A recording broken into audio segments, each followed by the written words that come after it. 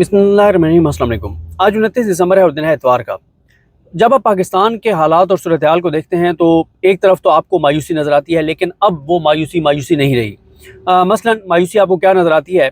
आपको मायूसी ये नज़र आती है कि पाकिस्तान के अंदर जो पाकिस्तान का आइन है, जो कि डॉक्टर बाबर रहमान साहब जैसे कहते हैं कि पाकिस्तान इस वक्त सरजमीन पे आइन बन चुका है और यहाँ पे ना अदालतें एग्जिस्ट करती हैं, ना आइन एग्जिस्ट करता है, ना कानून एग्जिस्ट करता है, ना इंसानी हकूक़ हैं। मसलन 8 फरवरी का इलेक्शन है, लोगों ने वोट किसी और को दिया, 2 तक अक्सरियत दी, लेकिन 17 सीटर पार्टी को वज़ीर-ए-आज़म बना दिया गया और 27 सीटर पार्टी को सदर बना दिया गया और सारे चोरों डाकू लटेरों को मुल्क में मुसल्लत कर दिया गया। फिर उसके बाद मैंडेट चोरी के ख़िलाफ़ मामलात अदालतों में जाने थे तो वहाँ पे इलेक्शन कमीशन और हुकूमत ने मिल के और उन्होंने रिटायर्ड जजेस को लगा के और वो मामला भी रोक दिया है। 180 दिन में इलेक्शन ट्रिब्यूनल्स ने फैसले करने थे, लेकिन वो फैसले नहीं हुए, ना हो रहे हैं। और बल्कि मैं लाहौर में, मुझे रिपोर्टर्स जो हमारे दोस्त हैं वो बता रहे थे कि जो रिटायर्ड जजेस लगाए गए हैं इलेक्शन ट्रिब्यूनल के तौर पर इलेक्शन कमीशन की जानिब से, वो इलेक्शन कमीशन की इमारत में बैठ के केसेस सुन रहे हैं जो 8 फरवरी के इंतखाबात में धांधली के केसेस हैं और उनकी जो अदालतें हैं उसमें मीडिया की रसाई नहीं है, मीडिया पर पाबंदी है, यानी मीडिया जा ही नहीं सकता। तो इससे आप अंदाज़ा लगा लें कि किस हद तक इंसाफ का कत्ल हो रहा है, इसलिए वहाँ पे मीडिया को जाने की इजाज़त भी नहीं है। फिर इसी तरह से यानी 8 फरवरी को इलेक्शन चोरी हो गया, लोगों के वोट को बेवकूफ़ कर दिया गया कि तुम्हारे वोट की कोई हैसियत नहीं है, तुम 4 करोड़ 5 करोड़ लोग वोट जिसको मर्जी डालो, आएगा वही चाबी वाला खिलौना, जिस चाबी वाले खिलौने को लाया जाएगा। फिर जब अदालतों में मामला जाने थे, 180 दिन में फैसले होने थे, अदालतों को फतह कर लिया गया, या अफरीदी साहब को चीफ जस्टिस पाकिस्तान बना दिया गया और काजी फायज ईसा से भी कुछ चीज़ें आगे बढ़ के या अफरीदी साहब के दौर में हो रही हैं, तो वो भी हो गया। और अदालतों के हवाले से एक चीज़ और बताऊं कि मुझे लाहौर के दोस्तों ने बताया जो कोर्ट्स को कवर कर रहे हैं, उन्होंने कहा कि एक जज हैं मंजर अली गिल जो हैं, ये जब इनको लगाया गया, पहले तो कई माह तक कोई जज ही नहीं लगाया जा रहा था, अली नीलम साहबा की जानिब से उन्होंने एक जज को चेंज किया, कई माह तक जज नहीं लगाया और जब जज लगाया तो मंजर अली गिल साहब को लगाया और जब उनको लगाया तो वो बेलें सुन रहे हैं। आज से कोई 2 माह पहले यास्मीन राशिद साहिबा की बेल की एप्लीकेशन भी, उसके ऊपर उन्होंने फैसला करना था, तो शाह महमूद कुरैशी साहब, एजाज चौधरी साहब, उमर सरफराज चीमा साहब, इन सब ने कहा जज साहब को कि जज साहब, यास्मीन राशिद साहिबा बुज़ुर्ग हैं और बीमार हैं, कैंसर सर्वाइवर हैं और उनकी तबीयत नासाज है, वो शदीद बीमार हैं, तो हमें ज़मानतें नहीं चाहिए, हम अपनी बेल एप्लीकेशंस जो हैं, पिटीशंस जो हैं वो हम वापस लेते हैं, हमें जेल में अब रखें, हमें कोई मसला नहीं है, लेकिन खुदा का वास्ता है थोड़ा सा तो कम अज़ कम इंसाफ कर लें और यास्मीन राशिद साहिबा का जो ज़मानत का फ़ैसला वो सुना दें। तो जज साहब ने कहा जी मैं आज रिकॉर्ड देख के, रिकॉर्ड आज पुलिस लाती या नहीं लाती, आज मैं फ़ैसला कर दूंगा।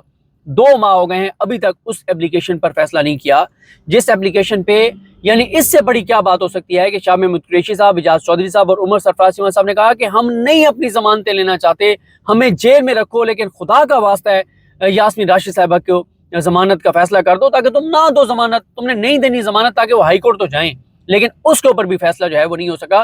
तो ये है याहिया अफरीदी साहब की अदालतों की सूरत हाल। और अभी तो याहिया अफरीदी साहब ने ATC के जजेस को कहा कि तुमने इंसाफ करना है, उन्होंने कहा जी बिल्कुल इंसाफ करेंगे, ठोक बजा के इंसाफ करेंगे और उसके बाद ना सिर्फ इंसाफ हो रहा है बल्कि आपको ATC कोर्ट से इंसाफ होता हुआ नजर भी आ रहा है। जिस तरह से तबाहकुन फैसले, चाहे वो ATC रावलपिंडी हो, चाहे वो ATC इस्लामाबाद हो, चाहे वो ATC लाहौर हो, और मैं इसलिए मैं ये समझता हूँ कि 2 जगह बहुत इग्नोर हो रही हैं, एक इस रावलपिंडी और एक लाहौर।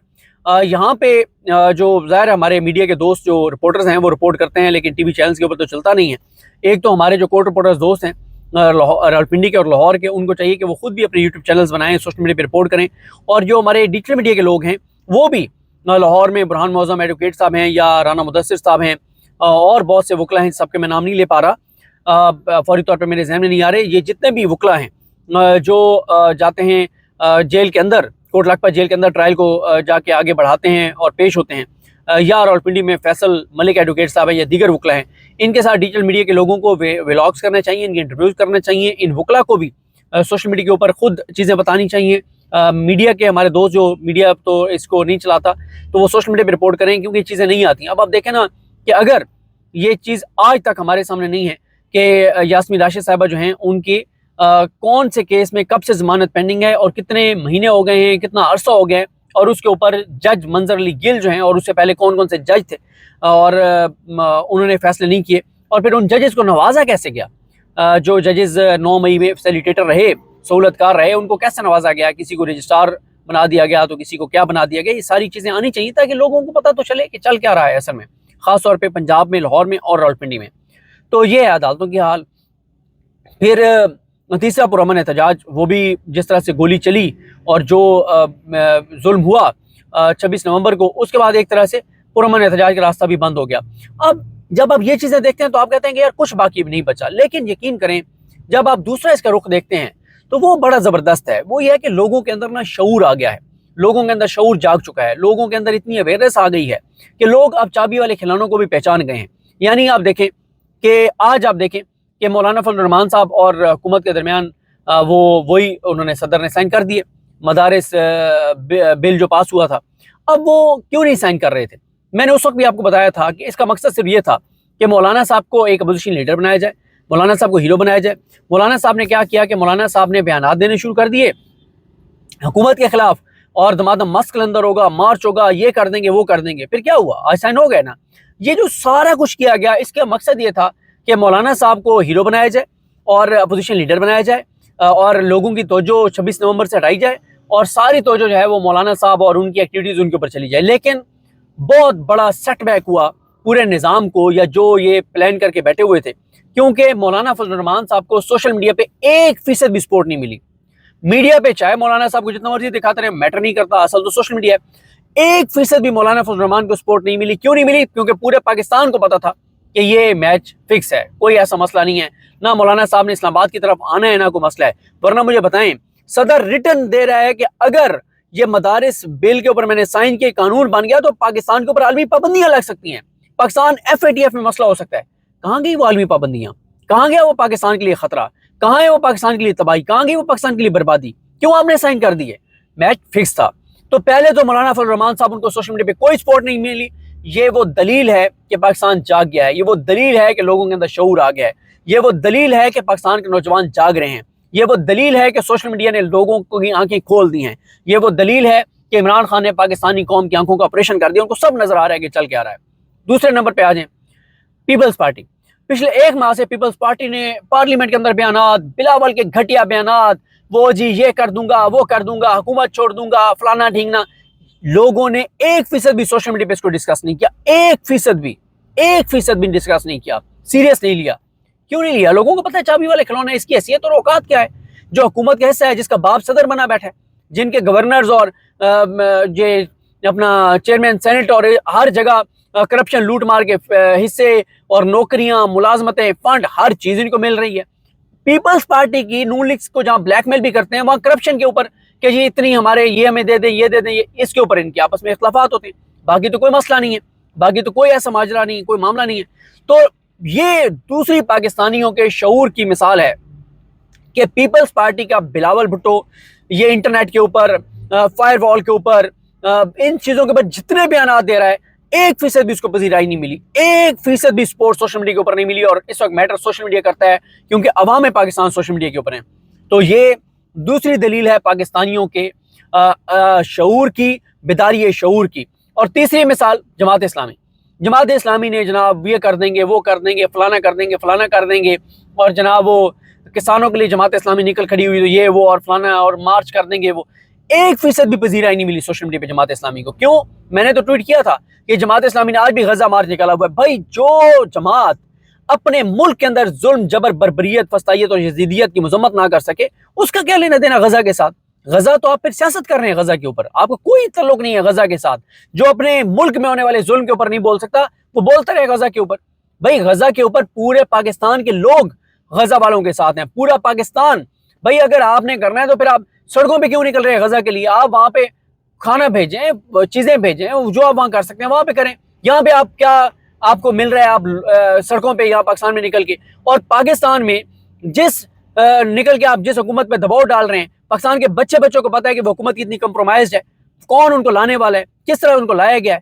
یہ اور غزہ کے اوپر بات کرے یہ حکومت، یعنی پاکستان میں جماعت اسلامی کی سڑکوں پہ نکلنے کا یہی مقصد ہے نا کہ حکومت پہ دباؤ بڑھائے کہ تم غزہ کے لیے اپنے کردار ادا کرو۔ اور بھائی یہ کیسے یہ حکومت غزہ کے لیے اپنے کردار ادا کر سکتی ہے؟ کیسے فلسطین کے لیے اپنے کردار ادا کر سکتے ہیں؟ یہ تو بیان نہیں دے سکتے، اور دیتے بھی ہیں تو جیسے اجازت کے ساتھ دیتے ہیں۔ تو بات یہ ہے کہ جماعت اسلامی جب پاکستان کے اندر ظلم جبر بربریت فسطائیت اور اس کے اوپر جماعت اسلامی والوں کو فارم 45 ان کے پاس تھے اسلام آباد ہائی کورٹ میں، جماعت اسلامی نے فارم 45 دینے سے انکار کر دیا پی ٹی آئی والوں کو۔ یہ حالات ہیں۔ حافظ نعیم الرحمان صاحب کی ذاتی طور پہ بڑی رسپیکٹ ہے، بڑی زبردست شخصیت ہیں، انہوں نے اپنی سیٹ چھوڑ دی، انہوں نے کہا جی مجھے نہیں چاہیے یہ بھیک میں ملی ہوئی سیٹ، میں نہیں پی ٹی آئی جیتی ہے، انہوں نے اعلیٰ ظرفی دکھائی، ان کی عزت بڑھی۔